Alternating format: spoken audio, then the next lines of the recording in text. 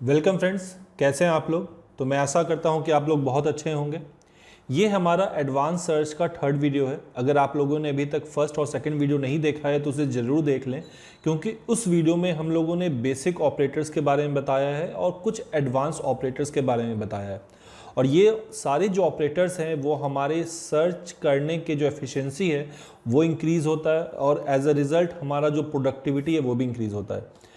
इस वीडियो में हम लोग बात करने वाले हैं और जो हमारे पास एडवांस सर्च ऑप्शंस है, और मैं कोशिश करूंगा कि आज हम लोग जितने भी जो इम्पॉर्टेंट एडवांस सर्च ऑपरेटर्स हैं वो हम लोग इस वीडियो में ख़त्म कर लें। तो चलिए हम लोग शुरू करते हैं एडवांस सर्च ऑपरेटर्स के बारे में। अगर आप लोगों ने अभी तक ये चैनल सब्सक्राइब नहीं किया है तो चैनल को ज़रूर सब्सक्राइब कर लें। आपका सब्सक्रिप्शन और आप जो वीडियो को लाइक करते हैं वो हमें और मोटिवेट करता है नए नए वीडियोज़ बनाने के लिए। तो चलिए हम लोग स्टार्ट करते हैं। तो आज का जो हमारा सबसे पहला सर्च ऑपरेटर है वो एक बेसिक ही ऑपरेटर है जिसका नाम है इन्फो। हम लोग इसे यूज़ करते हैं इन्फो कोलोन। ये इन्फो जो ऑपरेटर वो करता क्या है? इन्फो ऑपरेटर का काम है कि आप इन्फो लिख के ब्राउज़र में कोलोन डाल के किसी भी वेबसाइट का नाम लिखते हैं तो गूगल के पास उस वेबसाइट से रिलेटेड जो भी इंफॉर्मेशन है वो आपको देता है। तो इन्फॉर्मेशन किस तरह का? सपोज हम लोग क्या करते हैं, इन्फो के आगे amazon.in लिखते हैं तो हमें किस तरह का इन्फॉर्मेशन गूगल देगा? गूगल हमें क्या देता है, उसका कॉर्पोरेट इन्फॉर्मेशन की कहाँ पे वो कंपनी लोकेटेड है, उसका कॉन्टैक्ट अस पेज क्या है, इसका सपोर्ट पेज क्या है, कोई भी कंप्लेन करना है तो आप कहाँ पे कर सकते हैं। जो इन्फॉर्मेशन यूज़र को हेल्प करता है वो हमें इन्फो ऑपरेटर से मिलता है। अगर ये इन्फो ऑपरेटर नहीं हो तो हम लोग क्या करेंगे? तो हमें क्या करना होगा, हमें एक एक चीज़ सर्च करना पड़ेगा। हमें क्या करना होगा, अमेजन का कॉन्टैक्ट अस पेज क्या है, मैं किससे कॉन्टैक्ट कर सकता हूँ, या अमेजन का जो प्राइवेसी पॉलिसी है वो क्या है, इस जो भी रिलेटेड इन्फॉर्मेशन है मुझे अलग अलग सर्च करना होगा। पर इन्फो ऑपरेटर क्या करता है, आपको सारा इन्फॉर्मेशन उस पर्टिकुलर वेबसाइट के बारे में आपके सामने ला के दे देता है। इससे क्या होता है, हमारा जो एफिशिएंसी है वो इंक्रीज हो जाता है। तो आप कंप्यूटर स्क्रीन पे देख रहे हैं कि हमने amazon.in सर्च किया, इन्फो कोलोन amazon.in। हमारे पास क्या आ रहा है, कॉर्पोरेट इन्फॉर्मेशन amazon.in का हेल्प आ रहा है, कॉन्टैक्टिंग हमें कैसे कॉन्टैक्ट करना है, उसके अलावा अमेजन का जो प्राइवेसी पॉलिसी है उसके बारे में इंफॉर्मेशन मिल रहा है। तो चलिए हम लोग और कुछ सर्च करके देखते हैं। सपोज हम लोग सर्च करते हैं इन्फो कोलोन और मैं सर्च करता हूँ flipkart.com। अब जब मैं info.flipkart.com सर्च कर रहा हूँ तो मुझे क्या इन्फॉर्मेशन मिल रहा है फ्लिपकार्ट की वेबसाइट के बारे में। फ्लिपकार्ट के साइट पे जो इन्फॉर्मेशन है या ऑफर्स अभी जो चल रहा है वो सारा जो इन्फॉर्मेशन है मिल रहा है। तो ये था हमारा इन्फो ऑपरेटर। नेक्स्ट ऑपरेटर है हमारा कैश ऑपरेटर। ये कैश ऑपरेटर है क्या?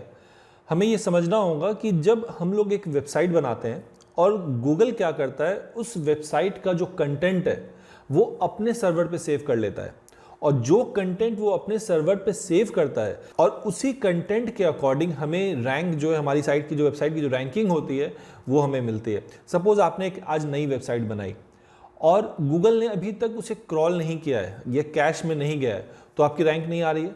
पर जब वो साइट गूगल के कैश में चल जाती है तो वो कंटेंट एनालाइज करके बहुत सारा एल्गो फैक्टर्स है वो आपको रैंक दे रहा है। पर आपने अब क्या किया, अपने वेबसाइट का कुछ कंटेंट चेंज कर दिया, पर गूगल ने अभी तक उसे कैश नहीं किया है और आप चेक करना चाह रहे हैं कि अभी तक मेरा रैंकिंग आया कि नहीं आया। तो हम लोग उस समय क्या करते हैं, हम लोग कैश में चेक करते हैं कि क्या मेरा जो नया कंटेंट जो मैंने अपने वेबसाइट पे डाला है गूगल ने उसे कैश किया है कि नहीं। और अगर कैश किया है तो यानी कि वो मुझे रैंकिंग देगा, अगर कैश नहीं किया तो मुझे इंतजार करना होगा कि क्रॉलर आए और मेरे साइट को कैश करे। कैश का ये भी फ़ायदा है कि कभी कभी क्या होता है कि आपका जो होस्टिंग प्रोवाइडर है, जो होस्टिंग सर्विस से वेबसाइट डाउन होती है, उस समय क्या है कि अगर कोई चाहे तो आपका कैश अगर क्लिक कर देता है गूगल पे सर्च, जब आप सर्च में वहाँ कैश ऑप्शन होता है वहाँ अगर वो क्लिक करता है तो वो क्या कर सकता है, गूगल पे जो कंटेंट मौजूद है एटलीस्ट वो कंटेंट उसे दिख जाता है। तो कैश हम लोग कैसे यूज़ करते हैं, हम लोग कैश के लिए कमांड है कैश कोलोन, और उसके आगे हम लोग क्या करते हैं, अपने वेबसाइट का नाम डालते हैं और गूगल जो कंटेंट उसने कैश किया है, जो कंटेंट उसके डेटाबेस में वो सारा कंटेंट वो दिखाता है। वहाँ पे CSS पूरी तरह से काम नहीं करता है, तो जो एक टेक्सचुअल फॉर्मेट है उस फॉर्मेट में कंटेंट दिखता है। तो ये जैसे हम लोग यहाँ पे देख रहे हैं, हमने कैश यूज़ किया अपने साइट के लिए training.samsols के लिए। तो this Google cash training.samsols is a snapshot page appeared on 22 नवंबर, जिस दिन मैंने लिया था। यहाँ पे फुल वर्जन है, टेक्स्ट ओनली वर्जन है या व्यू सोर्स है, ये तीनों ऑप्शन प्रोवाइड होता है। और यहाँ पे जो कंटेंट दिख रहा है, ये कंटेंट आप देख सकते हैं, ये ब्राउज़र में ये जो URL है वो गूगल यूज़र कंटेंट है, ये मेरे वेबसाइट पे नहीं है। ये कंटेंट मेरे वेबसाइट का जो कंटेंट है, गूगल ने क्या किया, अपने सर्वर पे वो ले गया और वहाँ पे वो सेव करता है।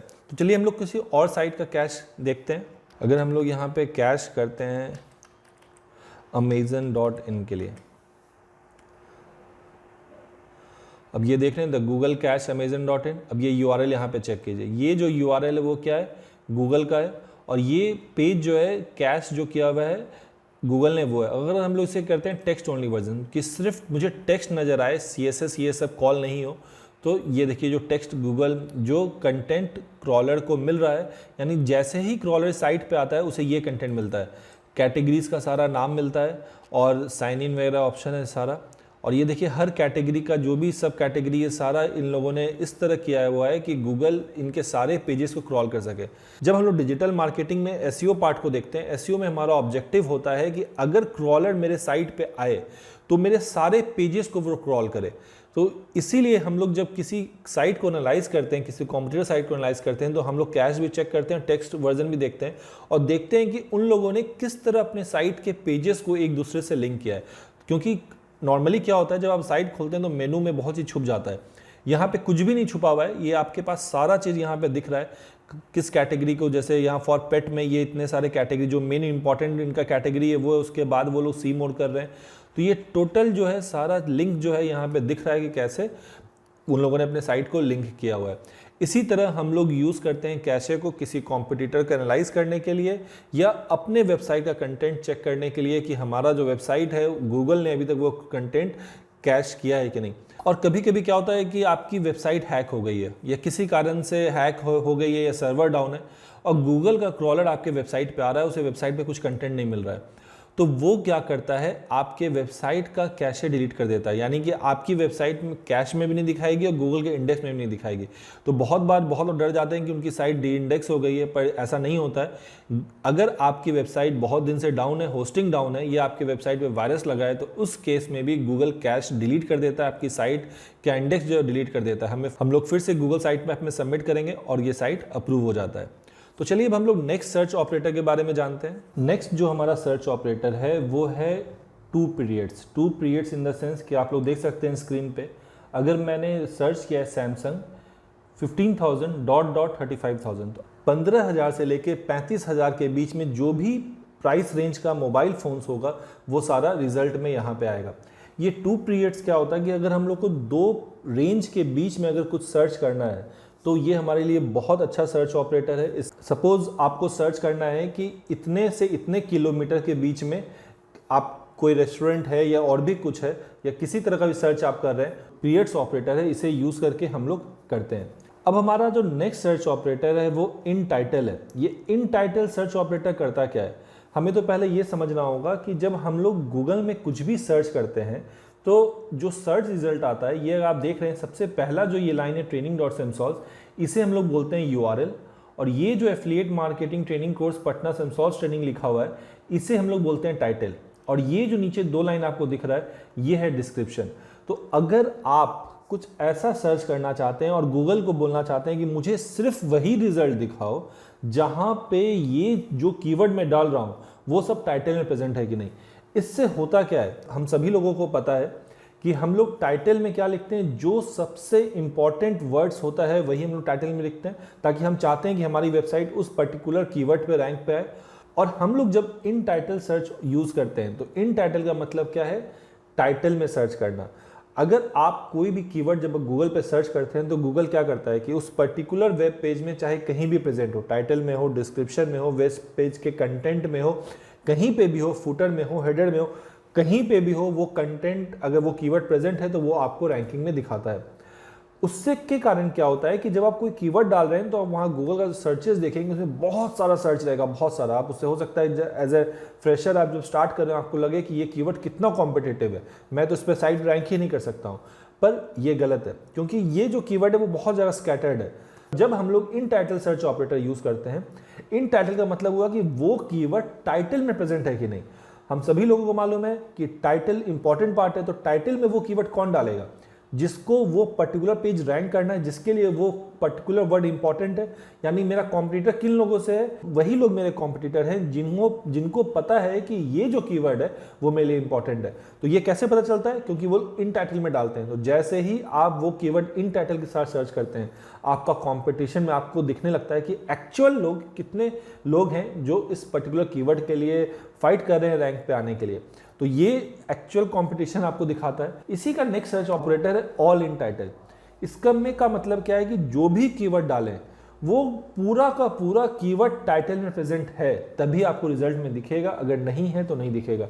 ये जो सर्च ऑपरेटर है टाइटल या ऑल इन टाइटल, इससे हम लोग जब कॉम्पिटिटिव रिसर्च करते हैं, सपोज मुझे पता है कि ये पर्टिकुलर XYZ नाम की कोई कंपनी है और मुझे उसके बारे में पता करना है, तो मैं क्या करूंगा, सबसे पहले XYZ all in title search करूंगा कि कहां कहां ये कंपनी अपना फुटप्रिंट छोड़ रहा है। इसका मतलब कहां कहां इस कंपनी का इंफॉर्मेशन डिफरेंट वेबसाइट पर प्रेजेंट है, पहले मैं उसे देखना चाहूंगा। तो ये तरीका हुआ कॉम्पिटिटिव एनालिसिस करने का, और ये इन टाइटल या ऑल इन टाइटल जो है वो बहुत हेल्प करता है हमें ये एनालाइज करने में। अब हम लोग नेक्स्ट देखते हैं in text and all in text. In text या ऑल इन टेक्स्ट क्या हुआ, ये एक तो हुआ वेबसाइट का कंटेंट पार्ट, ये बोलता है टेक्स्ट पार्ट।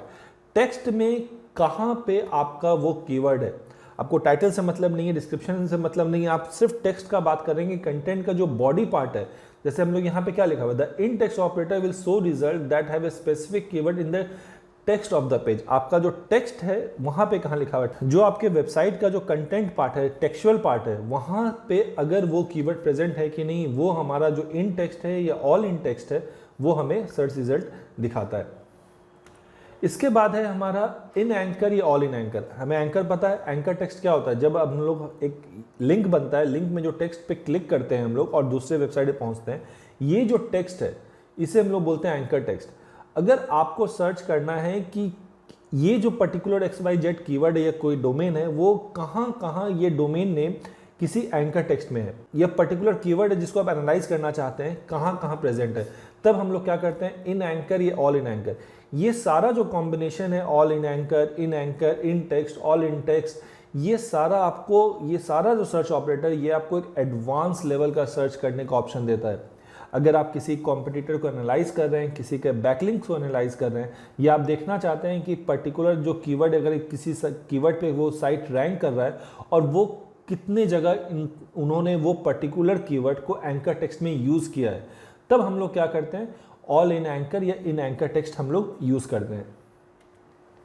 नेक्स्ट हमारा है इन URL या ऑल इन URL। अब है कि पर्टिकुलर कीवर्ड URL में प्रेजेंट है कि नहीं, ये भी एक बहुत अच्छा सर्च ऑपरेटर है। यहाँ पे ये यूज़ हमें कब आता है, जब हमें पता है कि हम लोग जो एफिलिएट मार्केटिंग करते हैं, तो हमारा जो सेल्स ट्रैक होता है वो लिंक के थ्रू होता है। वेबसाइट पे आप अपने प्रोडक्ट पे वो लिंक डालते हैं, वो लिंक क्लिक होता है, लोग आप दूसरे वेबसाइट पे जाते हैं और आपको उस पर कमीशन मिलता है। ये जो लिंक है, हम लोग फाइंड आउट करते हैं कि कॉम्पिटिटर का मुझे लिंक मिल जाए कि ये कॉम्पिटिटर का लिंक है, या लिंक का कुछ पार्ट मिल जाए, तो मैं उससे सर्च करके निकाल सकता हूं कि ये लिंक कहां कहां पे प्रेजेंट है। इससे क्या होगा कि मुझे उस पर्टिकुलर प्रोडक्ट का जो भी एफिलिएट साइट्स है वो मुझे पता चलता है। तो ये हमारा इन URL, ऑल इन URL, ये जो भी मैंने ऑल इन के बारे में बता रहा हूँ, ये सारा एक तरह का बहुत पावरफुल सर्च ऑपरेटर है जो हमें कॉम्पिटिटिव एनालिसिस करने में बहुत हेल्प करता है। ये जो हमारा सर्च ऑपरेटर जब फिनिश हो जाएगा, उसके बाद मैं एक सेपरेट वीडियो बनाने वाला हूँ जिसमें मैं क्लिक बैंक का किसी प्रोडक्ट को देखूंगा और वो प्रोडक्ट कितने लोग यूज़ कर रहे हैं, कहाँ कहाँ वो प्रमोट हो रहा है, ये आपको डायरेक्टली नहीं पता चल सकता है। ये हम लोग एडवांस सर्च ऑपरेटर के थ्रू पता कर सकते हैं। तो अगर आप लोगों में से जिनको भी ये इंटरेस्ट है कि ये जानना कि कैसे होगा, कमेंट में डालिए। अगर मुझे बहुत लोगों ने कमेंट किया तो मैं ज़रूर इस पर वीडियो बना के आपको बताऊंगा कि ये सर्च ऑपरेटर कैसे होता है यूज़। तो ये हमारा ऑल इन URL और इन URL का काम ये है कि URL में अगर वो पर्टिकुलर कीवर्ड प्रेजेंट है तो आपको गूगल सर्च रिजल्ट देगा। अब हम लोग का लास्ट है डिफाइन। अगर कोई वर्ड है जिसके बारे में आप नहीं जानते हैं, आपको उसका डेफिनेशन पता करना है, तो आप सीधे डिफाइन कोलोन और वर्ड लिखें तो गूगल के जो डिक्शनरी में उस पर्टिकुलर वर्ड का जो डेफिनेशन होगा वो आपको बता देगा। गूगल की डेफिनेशन में क्या है उसके अकॉर्डिंग वो डिफाइन करके बता देगा। सपोज हम लोग डेफिनेशन सर्च करते हैं रेनबो, तो यहाँ पे आप देख सकते हैं स्क्रीन में रेनबो में बता हुआ है an arc of colour visible in the sky, तो वो उसके डिक्शनरी में जो भी उस पर्टिकुलर वर्ड का डेफिनेशन होगा वो आपको बता देगा। तो चलिए मैं आपको दिखाता हूँ ऑल इन यूआरएल का यूसेज। ऑल इन यूआरएल हम लोग कोलोन डालते हैं और यहाँ पे सपोज हम लोग semsols.com लिखते हैं, तो ऑब्वियस है कि जहाँ पे भी semsols.com लिखा होगा वही सब यूआरएल जो है हमें दिखेगा। तो ये तो क्वाइट ऑब्वियस है कि हमारा जो वेबसाइट है वो दिखने वाला है। उसके अलावा जहाँ जहाँ semsols.com जैसे 99 कॉर्पोरेट्स ये सारे जगह पे दिख रहा है। अब हम लोग इसमें कुछ एडवांस करते हैं। जैसे हम लोग क्या करते हैं, ऑल इन यूआरएल तो करते हैं semsols, यहाँ .com नहीं लिखते हैं, हम लोग क्या लिखते हैं सिर्फ semsols। अब क्या होगा जब मैं इंटर करूँगा तो जहाँ जहाँ semsols वर्ड यूज़ हुआ है वो सारा दिख रहा है। यहाँ जैसे फ्रेशर्स वर्ल्ड में भी semsols देखिए, यहाँ semsols लिख रहा है। पर मैं क्या चाहता हूँ, यहाँ मेरी वेबसाइट भी आ रही है, पर मैं चाह रहा हूँ नहीं, मुझे मेरी वेबसाइट नहीं चाहिए, तो मैं क्या करूँगा -site semsols.com। अब क्या हुआ, ऑल इन यूआरएल तो आएगा पर जहाँ पे semsols.com लिखा हुआ है वो नहीं आएगा। तो यहाँ देखिए semsols.in है इसलिए आ रहा है। अब ये semsols.com हट गया, उसके अलावा जो भी जहाँ पे भी semsols लिखा हुआ है वो सारा रिजल्ट हमें दिख रहा है। इस तरह हम लोग क्या करते हैं, जो हमारा एडवांस सर्च ऑपरेटर्स है उसे हम लोग कंपाइल करते हैं और मल्टी लेवल का जो सर्च स्ट्रक्चर है वो हम लोग तैयार करते हैं। आप इसमें और भी कुछ कर सकते हैं कि नहीं मुझे लगता है कि नहीं मुझे semsols.in को भी मुझे हटाना है, तो मैं क्या कर दूंगा semsols.in भी हट गया। अब क्या है, यहाँ semsols.com semsols.in दोनों यहाँ से हट गया और ये सिर्फ और सिर्फ क्या हो रहा है, मुझे वैसे ही साइट दिखा रहा है जहाँ पे semsols वर्ड यूज़ है पर वहाँ पे semsols.com और semsols.in नहीं है। अब हम लोग कुछ और देखते हैं। अब जैसे हम लोग देखते हैं कि ऑल इन टाइटल में अगर हम लोग semsols लिखते हैं, अब जहाँ जहाँ टाइटल में semsols वर्ड यूज़ होगा वो सारा साइट दिखेगा। जैसे यहाँ पे फेसबुक पे है या वीडियोज़ है जहाँ पे semsols लिखा हुआ है, फ्रेशर्स वर्ल्ड है, इस तरह हम लोग ऑल इन टाइटल भी यूज़ करते हैं। तो मैंने जो भी basic to advance search operators है मैंने यहाँ बताया है, ये सारे ऑपरेटर्स को यूज़ करके हम लोग आगे चल के कोई भी कॉम्पिटिटिव एनालिसिस करें वहाँ पे यूज़ कर सकते हैं। और मैं आगे जो मैं वीडियोज़ लाने वाला हूँ एफिलिएट मार्केटिंग पे, ये सारे जो ऑपरेटर्स हैं वो यूज़ करके आप लोगों को बताने वाला हूँ कि कैसे हम लोग एडवांस सर्च करते हैं। तो मुझे उम्मीद है आप लोगों को समझ में आया होगा कि कैसे हम लोग गूगल सर्च ऑपरेटर को एफिशिएंटली यूज़ कर सकते हैं और अपने प्रोडक्टिविटी को इंक्रीज़ कर सकते हैं। अगर आपके पास कोई भी क्वेश्चन हो रिलेटेड टू एडवांस सर्च या डिजिटल मार्केटिंग, कुछ भी अगर आपके पास क्वेश्चन है आप डिस्क्रिप्शन में पूछ सकते हैं। और अगर अभी तक आप लोगों ने चैनल सब्सक्राइब नहीं किया है तो चैनल ज़रूर सब्सक्राइब कर लें, वीडियो को लाइक करें, वीडियो को शेयर करें।